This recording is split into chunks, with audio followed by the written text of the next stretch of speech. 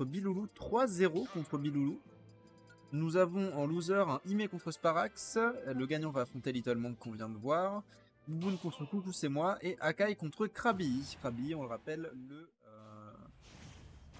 le Olimar qu'on a vu en stream plus tôt dans la journée. Et on attaque donc ce Kadaj Ragnar, ce Falco contre Ganondorf. Du côté de Ganondorf, il va falloir évidemment faire très attention à ne pas se prendre ce genre de phase. Hein, voilà. Là, ça va, on a pris que 30%. J'ai l'impression que la SDI de Ragnar est très très au point. Et attention à ne pas trop se reposer là-dessus parce qu'on n'a toujours pas 2% de posé. 93% sur le Ganondorf alors qu'aucun pourcent n'a été trouvé par le Ganondorf. Et c'est un spike, c'est un 0 to death dans les règles.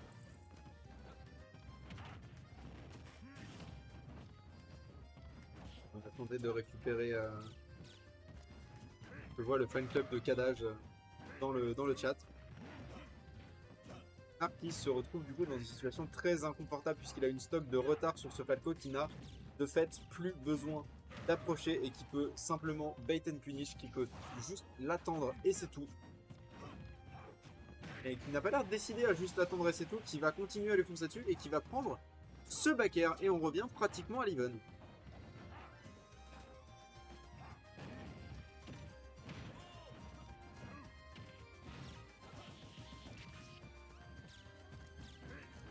Laser devrait être vraiment très utile dans ce match-up hein, qu'on voit Kadaj utiliser.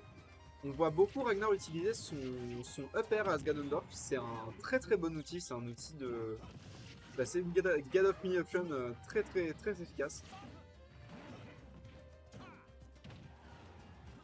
Et le jab également. C'est très très even malgré ce très impressionnant 0 to death qui a été trouvé au début de la game. Et là c'est Ragnar qui s'en sort en avantage contre ce Falco qui ne semble pas trop quoi savoir faire face à ce Ganondorf. Encore une fois, on rappelle, hein, le problème quand on affronte Ganondorf, c'est que si tu te fais match-up check, tu te fais match-up check vraiment très rapidement en fait.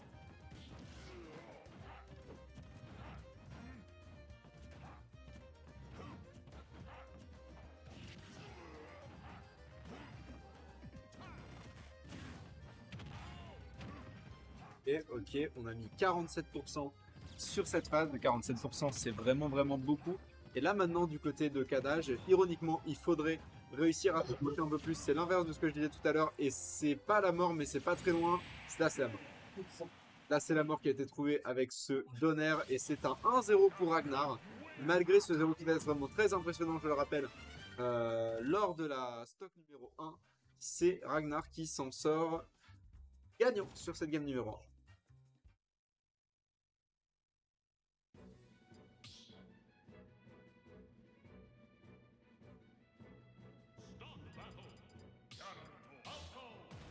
Mettez-vous d'accord, c'était la malédiction de stream, c'était le mental ou c'était la game de jeu?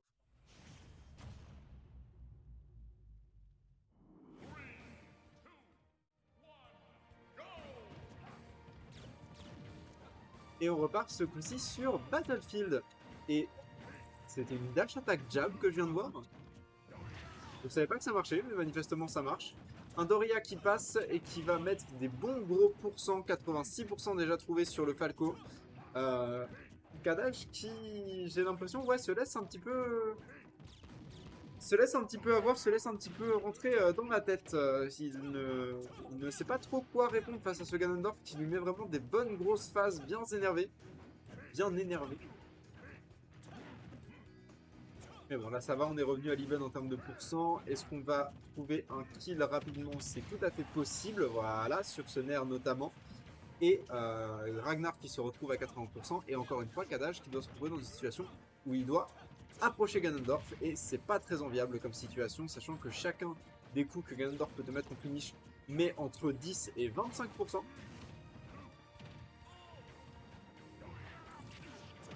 Ouais, on a ce backer qui va pour le coup pas prendre la stock mais qui va mettre dans une situation très délicate. Et on va enfin choper le spike du côté de Kadaj. Seulement 38% d'accumuler, 49% maintenant d'accumuler sur le Falco. C'est correct, mais c'est pas énormissime non plus. On peut potentiellement les rattraper assez rapidement.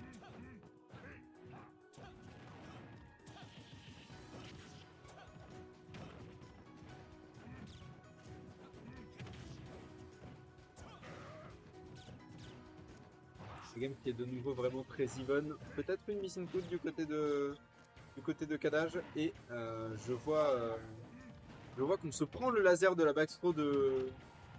On se prend le laser de la backthrow de Falco, ce qui signifie que Akai sont mordrés les doigts actuellement. Je vous rappelle que vous pouvez esquiver ce laser, que ce soit sur la backthrow ou sur la upthrow.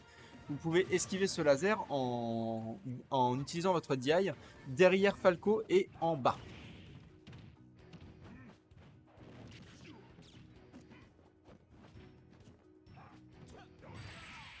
Et le Doria qui va passer, qui va prendre le kill. Et c'est 2-0 pour Ragnar.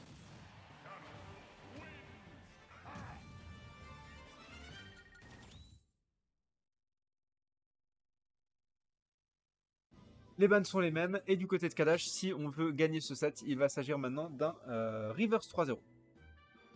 Pendant ce temps-là, du côté du loser, Krabi vient de 3-1 Akai. Et on a toujours MotoG Sim Lyon en cours au bout de 25 minutes.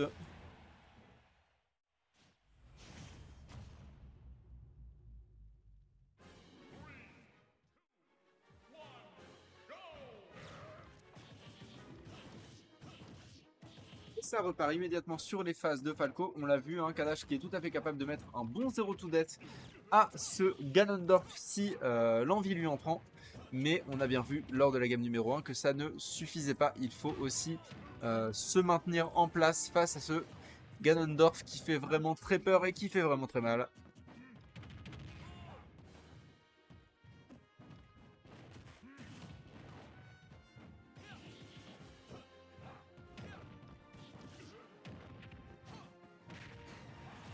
Aïe aïe aïe, malheureusement, on va essayer d'overextend le combo et on va se prendre un énorme back air.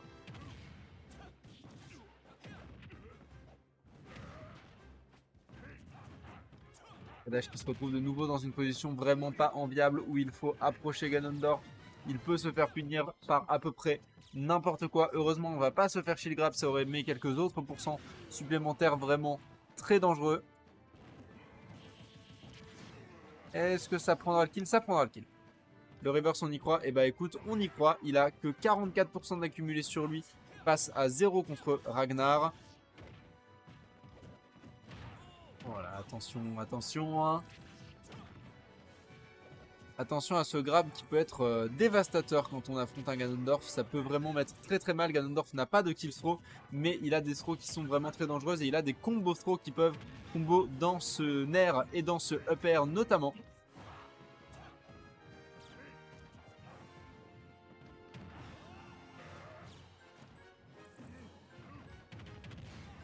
Et c'est un nouveau kill qui est trouvé par Ragnar avec 88% d'accumulé sur le Ganondorf. C'est correct, c'est rattrapable, mais ça va être très difficile et il est dans la tête de Kadaj. Ça prendra pas le kill, il a raté son spike, je ne m'y attendais pas. Bonjour Aidado, comment tu vas? Et c'est le kill. Et c'est le kill et c'est un 3-0 sec et autoritaire pour Ragnar qui va envoyer Kadash directement dans le looter bracket pendant que coucou c'est moi me rejoint. Je déduis de ta présence que ça s'est pas bien passé contre Bouboule. Du 3-2 last hit. Ah dur. J'ai gagné les deux premiers. Il a gagné les deux d'après. Dernière c'était ultra close et